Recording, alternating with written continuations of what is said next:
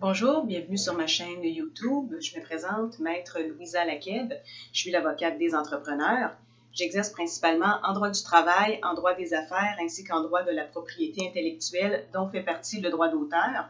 Aujourd'hui, je vais vous entretenir sur quelques notions de droit d'auteur parce qu'on l'a vu dans les journaux durant la fin de semaine. Il y a une artiste québécoise qui a accusé, entre guillemets, un autre artiste québécois d'avoir plagié une de ses chansons.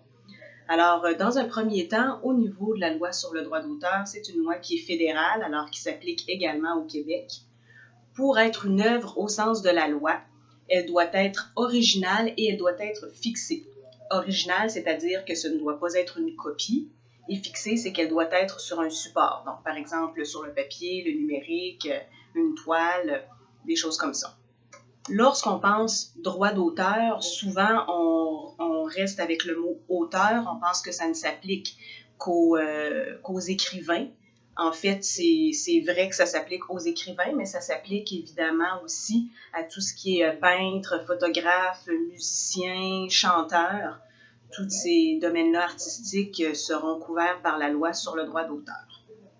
Donc évidemment, il y a certaines exceptions à la loi, mais on va prendre les règles de base où, dans le cas qui nous occupe, l'artiste, c'est elle qui a écrit ses chansons, c'est elle qui a écrit les paroles ainsi que la musique.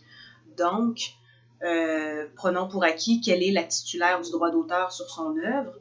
Le titulaire du droit d'auteur sur une œuvre a le droit de reproduire ce qu'on appelle la totalité ou une partie importante d'une œuvre. Quelqu'un qui le fait sans la permission de l'auteur sera en contrefaçon. Évidemment, vous allez me dire, c'est quoi une partie importante? C'est le travail juridique que les avocats ont à faire. On travaille souvent dans le flou, donc on acquiert bien sûr une certaine expertise pour être en mesure de déterminer si, selon nous, c'est une partie importante de l'œuvre. Évidemment, c'est le tribunal qui a le fin mot dans les situations comme ça. Donc, ce qui se passe, c'est que lorsqu'il y a une poursuite judiciaire, donc la personne qui considère que son œuvre a été contrefaite, elle s'appelle le demandeur, et la personne qui est poursuivie s'appelle le défendeur. Alors, il appartiendra au demandeur de présenter au juge les similitudes entre son œuvre à elle et celle que la partie défenderesse considère qu'elle a plagiée. Elle pourra aussi démontrer l'accès à l'œuvre. Donc, on s'en souvient, dans l'affaire Claude Robinson contre Sinard, M. Robinson avait été en mesure de démontrer que les défendeurs, dans son dossier, avaient eu accès à l'œuvre.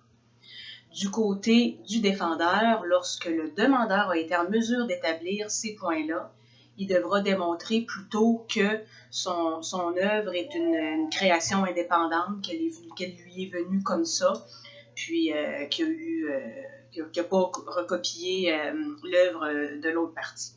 Évidemment, le juge, lui, doit sous-peser ça, souvent pour l'inviter à éclaircir peut-être certaines notions. Il va y avoir des témoignages aussi par experts parce que, par exemple, au niveau de la musique, des fois, pour un profane qui entend une chanson, il peut ne pas avoir de similitude, tandis que pour un musicien averti, il peut dire « oui, ce sont les mêmes accords, c'est juste qu'ils ne sont pas joués à la même vitesse », etc. Donc, évidemment, si vous avez des questions supplémentaires sur cette vidéo, si vous êtes dans une situation similaire, il me fera plaisir de discuter du dossier avec vous.